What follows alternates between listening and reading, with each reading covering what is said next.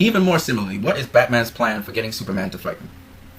Well, we saw him. You see, everything, you know what's wrong with some of these people? They need the actors to actually vocalize what their plan is. You know, usually in movies, the protagonist will vocalize, now we're going to do this and trap this man and do this and do this. Zack Snyder doesn't do that. He shows Batman training so he can put on the mech suit so he's strong enough. We see Batman preparing the kryptonite arrow. We see Batman preparing the canisters of lead. We see Batman preparing the kryptonite canisters of lead. We see Batman tooling up, right? And we see Alfred helping him. So in the pictures, really, he's telling you what Batman's doing, but they never tell you his strategy. And then when you see Superman come in and he's talking, you get the surprise of his strategy. He uses the sonar stuff that could have almost completely disrupted Superman, and if he was a human, killed him. Then we see him machine gun down Superman, okay? His second trap. And Superman destroys that. And then Superman crashes him through the building, smashes him down on the bat signal. But Batman has another trick up his sleeve. And he uses the lead gas to bring up the smoke, and then he shoots him with the kryptonite missile projectile, right? Batman he knew Superman would succumb to the kryptonite and true to form. Remember, Superman doesn't know. It's a young Superman. He's only had one altercation with kryptonite, and that was with the World Engine. And that kryptonite wasn't green, it was more silver. Kryptonite dust. Now he gets hit with kryptonite again, the mineral kryptonite, which could really harm him.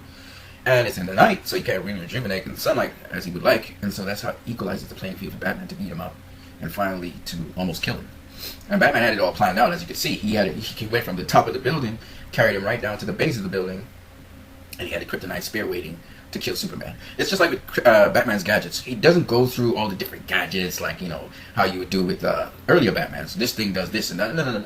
All of that's not necessary. You'll see it on display. So you saw the anti-missiles stuff coming off of the car. We saw the guns, the gun turrets. We realized that the car is like a tank. It can go through walls, it can go through buildings. We realized that the car has this interesting suspension that it can actually cut very, very tight corners.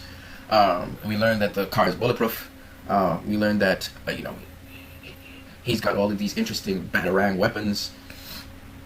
And he's got the grappling hook. That's Batman, grappling hooks and stuff. So, I mean, you see his technology there. You see that his suit also in action. It's bomb-proof. It's knife-proof, because he's wearing an armor underneath his suit. He has this head armor, which so with Alfred. So the movie doesn't waste time going into the gadgets of Batman. There are many gadgets. They don't go into the gadgets. They just show you on display. Right? He has the thing to brand people with and so on.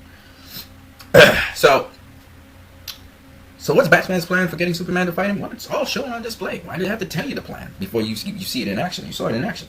His plan was to hit Superman with kryptonite at some point. He had the suit to withstand Superman's power. Superman's very strong. He saw Superman and clashing with him. I thought Superman might have even killed him if he didn't hit him with the kryptonite.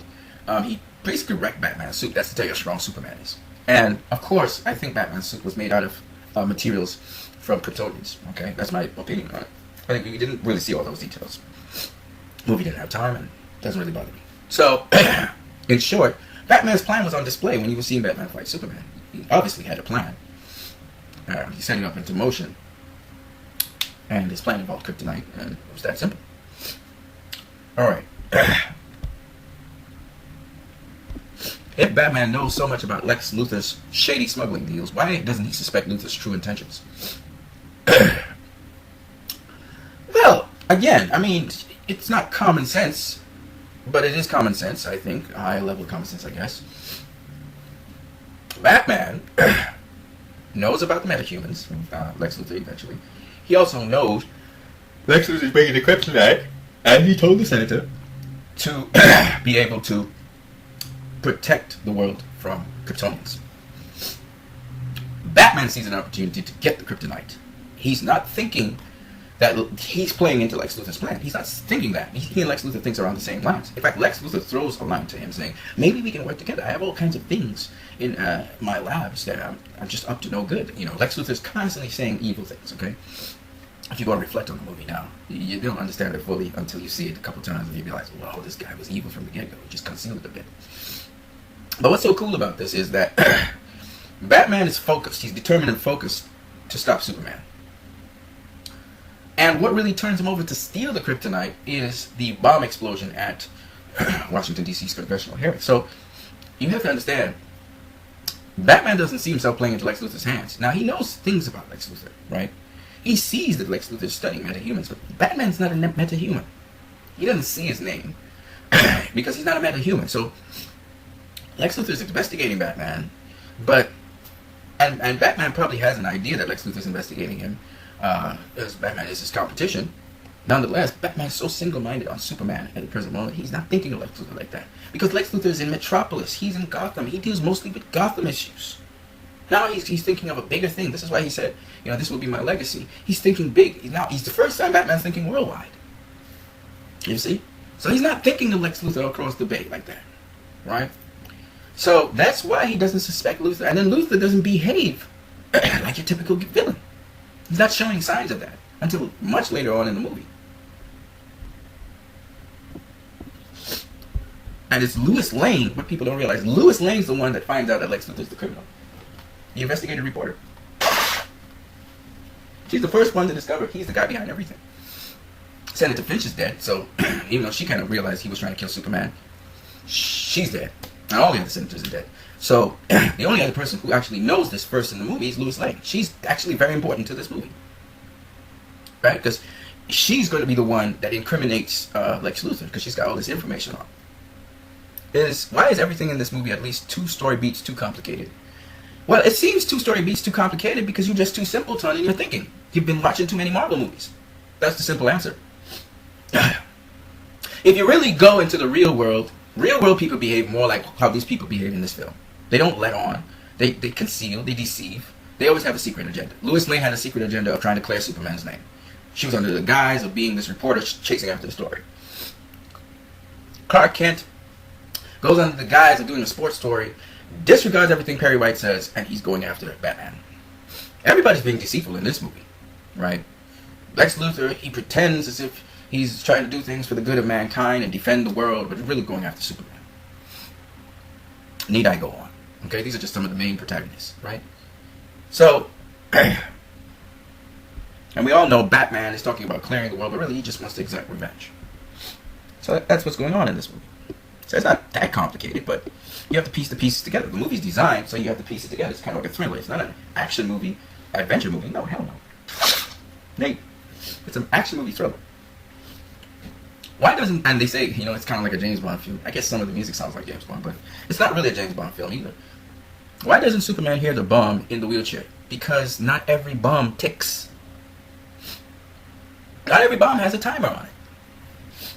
It could be that Lex Luthor remotely ignited the bomb. He ignited the bomb watching the hearings and realized the senator picked up on it, and then he blew up everyone. There are different kinds of bombs. You think a bomb has to be something that's ticking with dynamite? Come on, man. A lot of sophisticated bombs in the world, and Lex Luthor is a very sophisticated guy. Besides that, we don't know if he kept the bomb in a leaded case and it was soundproofed.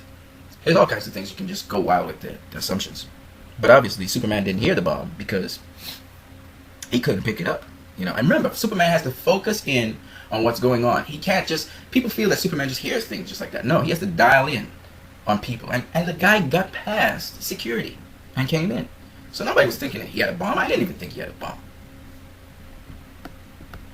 How is the Daily Planet a functioning business? That's a good question.